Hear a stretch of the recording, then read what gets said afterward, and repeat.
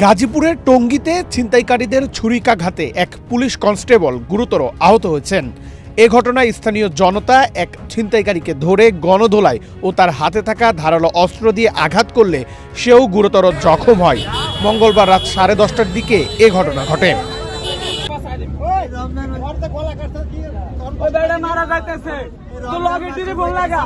Police ও স্থানীয় সূত্রে জানা যায়, মঙ্গলবার রাত আনুমানিক 10:40 হোসেন মার্কেট এলাকার কাছে ঢাকা ময়মনসিংহ মহাসড়কের ফুটপাতে এ ঘটনা ঘটেছে। আহত পুলিশ সদস্যের নাম মোহাম্মদ শান্ত। তিনি 2020 সালের করোনা বা যে কোনো ভাইরাসের এগেইনস্টে ফাইট মানি ব্যাকট্রলের লেফট রাইট কনস্টেবল এবং বর্তমান ঢাকা মেট্রোপলিটন পুলিশের Mirpur public order management police লাইনে কর্মরত। তার বাড়ি ময়মনসিংহের মুক্তাগাছা উপজেলায়।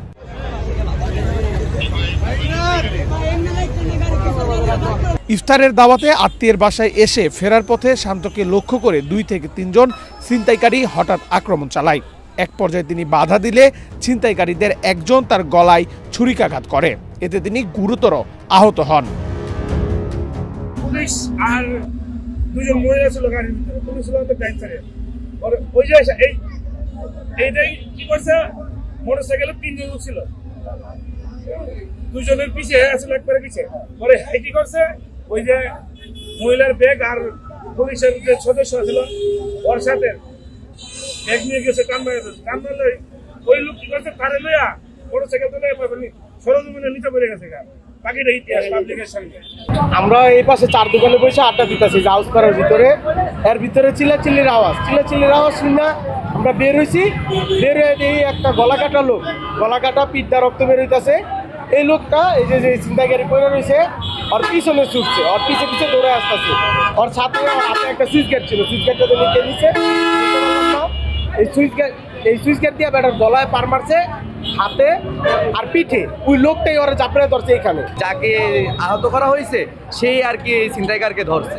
ধরার পর উনি আর কি তারপরে জনগণ ছিল, জনগণ তাকে মারধর করে এখানে ফেলে রাখছে। এর পরবর্তীতে পুলিশ আসে, পুলিশ পর্যবেক্ষণ করে, তাকে নিয়ে চলে যায়। ঘটনাটি দেখে আশেপাশের লোকজন এগিয়ে এসে ছিনতাইকারীকে ধরে ফেলেন। পরে উত্তেজিত জনতা তাকে গণধোলাই দেয়। এক পর্যায়ে তারই ধারালো অস্ত্র দিয়ে তাকে আঘাত করে পা বিচ্ছিন্ন করে ফেলে স্থানীয় ক্ষুব্ধ জনতা। খবর পেয়ে টঙ্গী পশ্চিম থানা পুলিশ ঘটনাস্থলে পৌঁছে আহত ছিনতাইকারীকে উদ্ধার করে টঙ্গী আহসানুল্লাহ মাস্টার জেনারেল হাসপাতালে ভর্তি করে। পুলিশের কথা শুনে নাই, মানে ছিনতাই করার চেষ্টাকালীন সময়ে তার হাতের চাপাতি দিয়ে ভিকটিম যে পাবলিক, সেই উল্টা কোপ দিয়েছে ছিনতাইকারীকে। ছিনতাই ওই কোপে তার মারাত্মক আঘাত পাইছে, হয়তো পায়ে একটা বড় ধরনের আছে বা বিচ্ছিন্ন হওয়ার মতো এরকম একটা বিষয় আছে। আটক ব্যক্তির নাম আলামিন। তার বাড়ি টঙ্গী পূর্ব থানার দত্তপাড়া হাসান লেন এলাকায়। এদিকে আহত কনস্টেবলকে উদ্ধার করে ঢাকা মেডিকেল কলেজ হাসপাতালে পাঠানো হয়েছে।